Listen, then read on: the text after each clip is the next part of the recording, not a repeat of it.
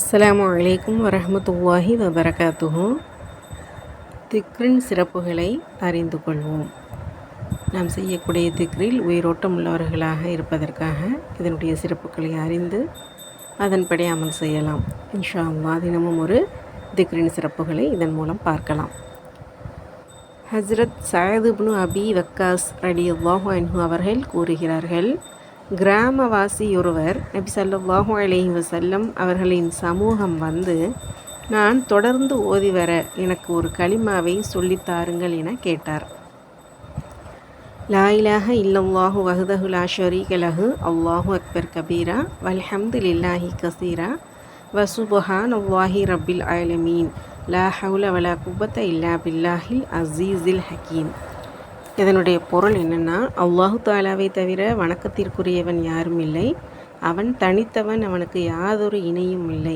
அல்லாஹு தாலா மிக பெரியவன், அல்லாஹு தாலாவுக்கே எல்லா புகழும். அல்லாஹு தாலா சகல குறைகளை விட்டும் தூய்மையானவன், அவன் எல்லா உலகங்களையும் பரிபாலிப்பவன். பாவத்தை விட்டும் திரும்பவோ நன்மை செய்ய சக்தியோ அல்லாஹு தாலாவின் உதவியை கொண்டே இருக்கிறது. அவன் மிகைத்தவன், நுண்ணறிவாளன் என்று நபி ஸல்லல்லாஹு அலைஹி வஸல்லம் அவர்கள் அக்கிராமவாசியிடம் கூறினார்கள். அந்த கிராமவாசி, இக்களிமாக்கள் என் இரட்சகனை நினைப்பதற்காக உள்ளவை, எனக்காக வேண்டி துஆ செய்யும்படியான எனக்குரிய களிமாக்கள் யாவை என கேட்டார். அல்லாஹும்ம குஃபிர்லி வர்ஹம்னி வஹ்தினி வர்ஸுக்னி. இதனுடைய பொருள், யா அல்லாஹ் என்னை மன்னிப்பாயாக, என் மீது அருள் புரிவாயாக, எனக்கு நேர் வழியை காட்டுவாயாக, எனக்கு உணவளிப்பாயாக, எனக்கு ஆரோக்கியத்தை தருவாயாக என்று சொன்னார்கள். இக்களிமாக்கள் உமக்கு இம்மை மறுமையின் நலவுகளை சேகரித்து கொடுக்கும் என்று நபி ஸல்லல்லாஹு அலைஹி வஸல்லம் அவர்கள் சொன்னதாக மற்றொரு அறிவிப்பிலும் வந்துள்ளது. இந்த ஹதீஸ் முஸ்லிமில் இடம்பெற்று இருக்குது.